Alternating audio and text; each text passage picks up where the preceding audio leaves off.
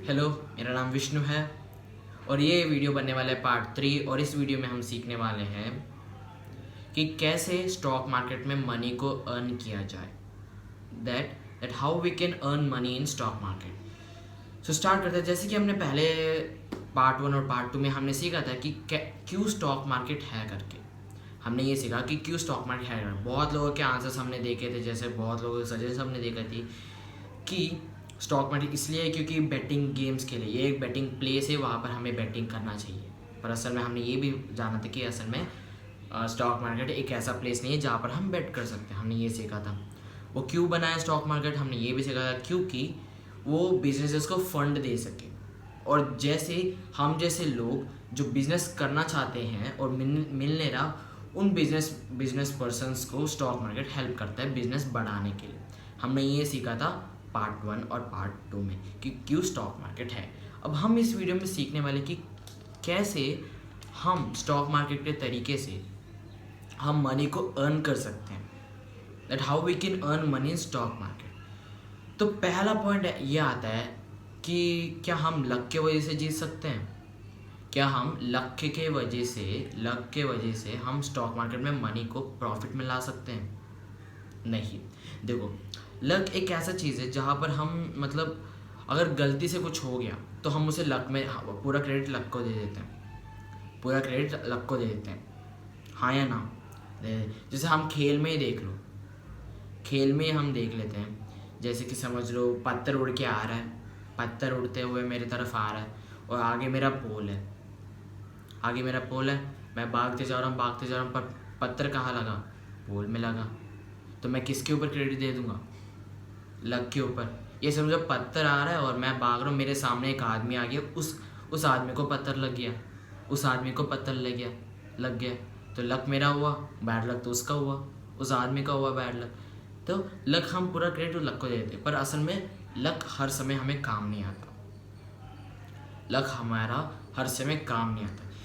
जैसे हम लोग फॉर एग्जांपल हम एग्ज़ाम में लेते हैं, एग्ज़ाम में हमारा समझ लो इंग्लिश एग्ज़ाम आने वाला है। तो हमारे इंग्लिश एग्ज़ाम में मैंने एक चैप्टर पढ़ा नहीं तो मैंने क्या किया, पहले जैसे हम कहते हैं essay 1 essay 2, तो essay 1 essay 2 में मैं बच गया। क्यों, कैसे बच गया मैं उस चैप्टर से?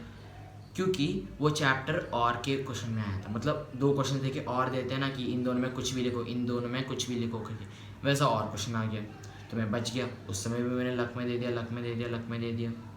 और जो मेरा फाइनल एग्ज़ाम आया था, नेक्स्ट क्लास में प्रमोट होने वाला जो फाइनल एग्ज़ाम में आया, फाइनल एग्ज़ाम में क्या हुआ, वो लेसन आया जो और में नहीं था, और वो लेसन मैंने पढ़ा नहीं क्योंकि मैंने सोच लिया कि वो और में आएगा फिर से। तो बैड लक किसका हुआ? मेरा हुआ। तो लक अपने आप से आता है, पर बैड लक हम खुद बनाते हैं। इससे हमें ये पता चलता है क्या, लक अपने आप से आता है, अगर कुछ भी हो जाए हम लक में दे देंगे, पर बैड लक हम खुद बनाते हैं। अगर उस समय वो लेसन में पढ़ लेता तो बैड लक मेरा होता क्या?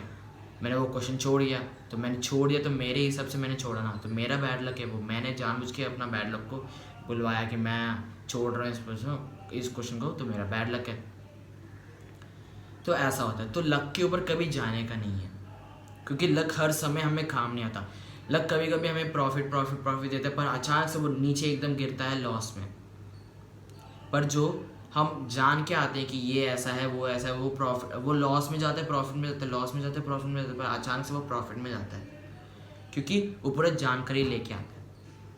पर जो लक के ऊपर विश्वास करके आता है वो उसका कभी सक्सेस नहीं होता, पहली बात तो शेयर मार्केट और स्टॉक मार्केट भी सेम टू सेम ऐसा ही है।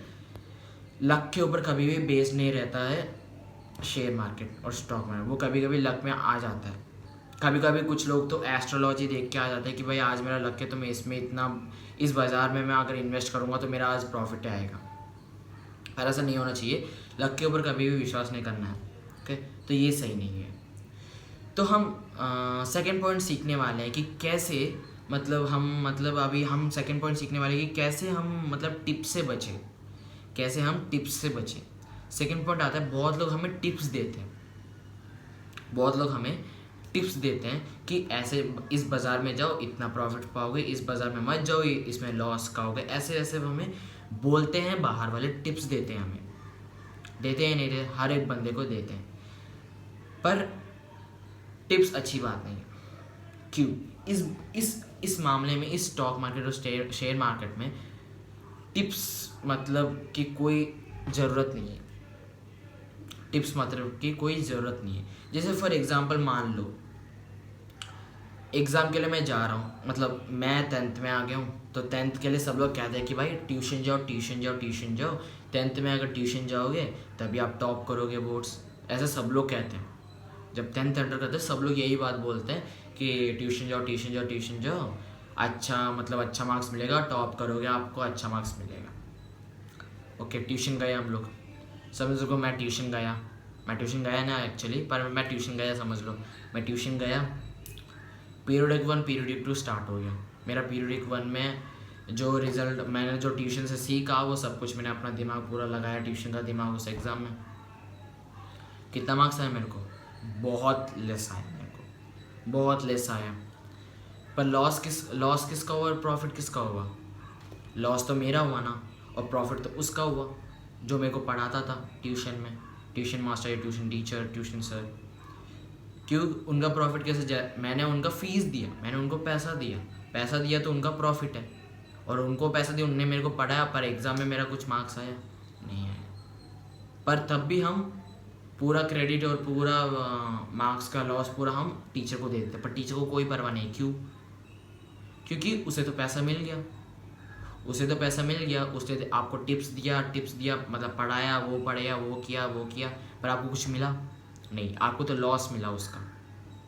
क्यों आपको लॉस मिला? क्योंकि आपने पढ़ा नहीं था घर में, क्योंकि आपने सिर्फ ट्यूशन से पढ़ के चुपचाप घर में बैठे और एग्ज़ाम में चले गए, आप कुछ नहीं आया आपको।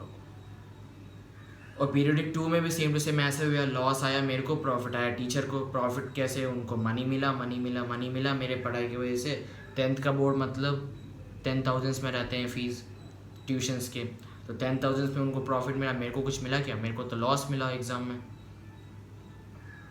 तो टिप्स के ऊपर कभी जाना है, ऐसा नहीं है कि टिप्स सुनो ही मत, टिप्स सुनो पर एकदम एडवांस लोगों से, मतलब जो एकदम जानते हैं, जैसे अभी आते हैं शेयर मार्केट, स्टॉक मार्केट में अभी बहुत लोग, बाहर के लोग, बहुत लोग आपको टिप्स देने के तैयारी में रहेंगे, पर असल में वो टिप्स नहीं, वो आपको पीछे करना चाहते हैं, स्टॉक उनका बढ़ जाए और आप पीछे चले जाए, उनका वो प्लान रहता है। जो बाहर आपको टिप्स हर बार बताएं, मतलब आप बिना पूछे भी आपको बता देगा कि आप उसमें इन्वेस्ट करो, इस बाज़ार में जाओ, उस बाज़ार में जाओ, आपको इतना प्रॉफिट मिलेगा, इसमें लॉस नहीं मिलता, इसमें प्रॉफिट नहीं मिलता है, वो करके बाहर लोग बोलते हैं। आप पूछते नहीं हैं उनसे, वो लोग खुद बताते हैं, तो भाई उनके ऊपर तो बिल्कुल जाना ही जाना नहीं।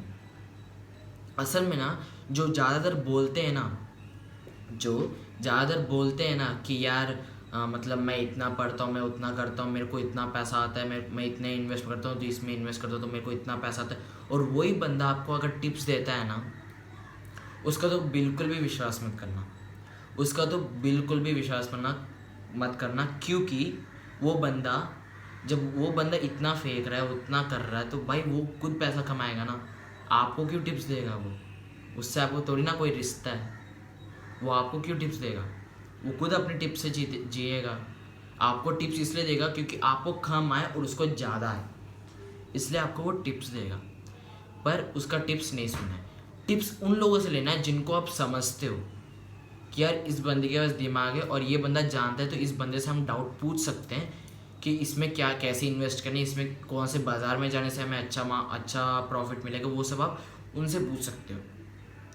पर अगर बाहर में कोई भी आके आपको बोलने लगेगा इसमें करो उसमें करो, आप अगर विश्वास करके, तो आपका बहुत बड़ा लॉस होगा। अगर आपने एडवांस लोगों से पूछा, जैसे फॉर एग्ज़ाम्पल फैमिली को ले लो, जैसे पेरेंट्स, ब्रदर, सिस्टर और फ्रेंड्स, रिलेटिव्स, उनका ले लो, जो जानते हैं बहुत महीनों से उनका बिजनेस भी चलता है, इन्वेस्ट स्टॉक मार्केट में, शेयर मार्केट में अच्छा बाज़ार है, उनका अच्छा प्रॉफिट है, उनसे पूछ लो। पर अगर जो आके बोलता है कि भाई मेरे को इतना पता है, उतना पता है, ये करता हूँ, मैं वो करता हूँ, उनका बिल्कुल भी विश्वास नहीं करने का, क्योंकि वो लोग बोलते ही हैं क्योंकि अपने मज़े के लिए, अपने टिप्स के लिए, अपने मज़े के लिए बोलते हैं, ताकि आपका लॉस आए। तो टिप्स में बिल्कुल जाना नहीं है, टिप्स में बिल्कुल भी जाना नहीं है आपको।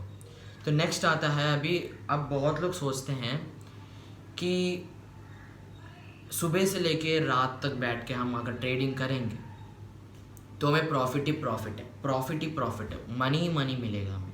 पर ये बात बहुत बड़ा रॉन्ग है, ये बात बहुत बड़ा रॉन्ग है असल में, क्योंकि इसे हम बोलते हैं इंट्राडे ट्रेडिंग मतलब पूरा दिन रात। क्योंकि देखो असल में ना प्रॉफिट हमें पता है कहाँ तक मिलता है। अब अगर लाइफ में पूरा देख लो, लाइफ में कभी भी आप देख लो, यहाँ से लेके यहाँ तक ज़िंदगी रहती है। अगर हम यहाँ से लेके समझो सुबह से लेकर रात तक ही, हम सुबह से लेकर रात तक एकदम मेहनत करते हुए आ रहे हैं, और रात को और मेहनत करोगे आप? करोगे? क्यों नहीं करोगे आप? क्यों? क्योंकि आपने जो सुबह से यहाँ तक किया, सुबह से यहाँ तक जो किया वो मेहनत था, पर यहाँ से यहाँ तक आप थक गए। अब आप ये फील कर पाओगे? फील नहीं कर पाओगे। यहाँ से यहाँ तक आएगा, पूरा आपने पढ़ लिया, पूरा आपने कर लिया, और यहाँ से आपने कुछ नहीं कर पा रहे, क्योंकि आपका मूड नहीं आएगा वहाँ पर, क्योंकि आपने बहुत कुछ कर लिया था वहाँ पर।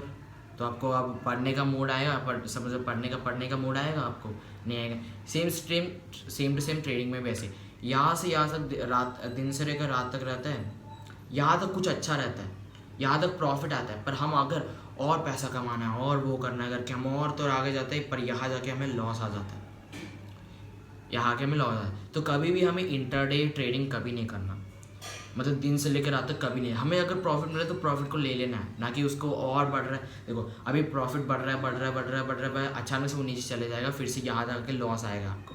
पर ऐसा नहीं आना चाहिए, जहाँ प्रॉफिट मिले प्रॉफिट को लेना है आपको। तो ये होता है ऐसा। अब बात बनता है हम मनी को कैसे पहचाने कि मनी हमें मिल रहा है करके। हम मनी को कैसे पहचाने करके, मनी ले करके। देखो हर एक स्टॉक मार्केट के पीछे हमने जाना था पार्ट 1 और पार्ट 2 में, कि स्टॉक मार्केट के पीछे रहता है बिजनेस। तो बिजनेस को ग्रो करोगे तभी तो आपको पैसा मिलेगा। अब आप बिजनेस को ग्रो कैसे करोगे? हमने ये भी सीखा था बिजनेस को ग्रो कैसे करते हैं।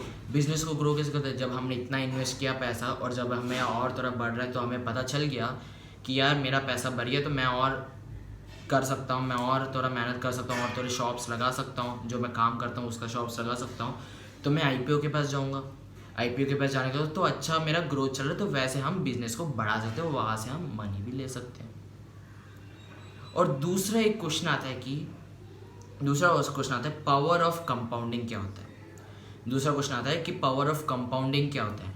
देखो पावर ऑफ कंपाउंडिंग ना, देखो हमने समझ लो फॉर एग्जांपल मेरा एक समोसा शॉप है, मैंने समोसा शॉप का मेरे पास अभी के लिए मेरे पास इतना पैसा है मेरे पास, मैंने इतना इन्वेस्ट किया, तो 2 to 3 years में मेरा थोड़ा पैसा बढ़ गया, और फिर से उसी पैसे को मैंने इन्वेस्ट किया, और उससे ज़्यादा मैंने प्रॉफिट लाया।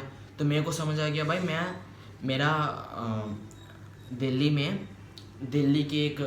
दिल्ली के अंदर मेरा 5 समोसा शॉप्स है।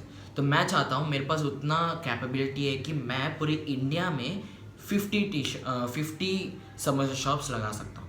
तो मैं क्या करूँगा, उसी मनी को फिर से इन्वेस्ट करूँगा, और मेरा बढ़ते जाएगा ग्राफ। मनी इन्वेस्ट करूँगा, बढ़ते जाएगा, मतलब मनी को इन्वेस्ट कर रहा हूँ मैं, बढ़ रहा है, उसी बढ़ने वाले को मनी को फिर से इन्वेस्ट कर रहा हूँ मैं, उससे ज़्यादा डबल में पा रहा हूँ, उससे ट्रिपल डबल में चाह रहा हूँ, बढ़ रहा है मेरा पैसा। तो उसे हम बोलते हैं power of compounding. Power of compounding किसे बोलते हैं? मतलब जितना मनी हमने इन्वेस्ट किया उसका फिर से हमें प्रॉफिट आया, और उसी मनी को फिर से हमने इन्वेस्ट किया, उसका फिर से हमें प्रॉफिट पाया, उसको हम बोलते हैं पावर ऑफ कंपाउंडिंग। यहाँ पर एक और क्वेश्चन आता है कि डिविडेंड क्या होता है। यहाँ पर आता है डिविडेंड क्या होता है। डिविडेंड भी सेम टू सेम इसके जैसे। देखो अभी जब मैंने इतना इन्वेस्ट किया पैसा, उसका मेरे को डबल आ गया, फिर से उसी पैसे को मैंने डबल कर दिया, मैंने मतलब मेरा ग्राफ यहाँ पर था, वहाँ ग्राफ से धीरे धीरे यहाँ तक बढ़ गया, और मेरे को एक लेवल समझ आ गया। एक लेवल में मैं एज अ बिजनेसमैन, समझ लो एज अ बिजनेसमैन, मैं समोसा शॉप है मेरा, तो मैं एक बिजनेसमैन हूँ। तो मेरे को एक बात समझ आ गई कि भाई मेरे को एक लेवल तक रोक देना चाहिए, फिर से नीचे से स्टार्ट करना चाहिए। मेरे को एक लेवल से लगता है कि भाई थोड़ा रुक जाना चाहिए, और थोड़ा ऊपर नहीं उछलना है, थोड़ा रुक जाना चाहिए, थोड़ा रुक के करते हैं करके अगर सोच के करते हैं तो रुकेगा, तो उसको हम बोलते हैं डिविडेंड, मतलब फिर से उसी मनी को लेके फिर से इन्वेस्ट करना, उसे हम बोलते हैं डिविडेंड।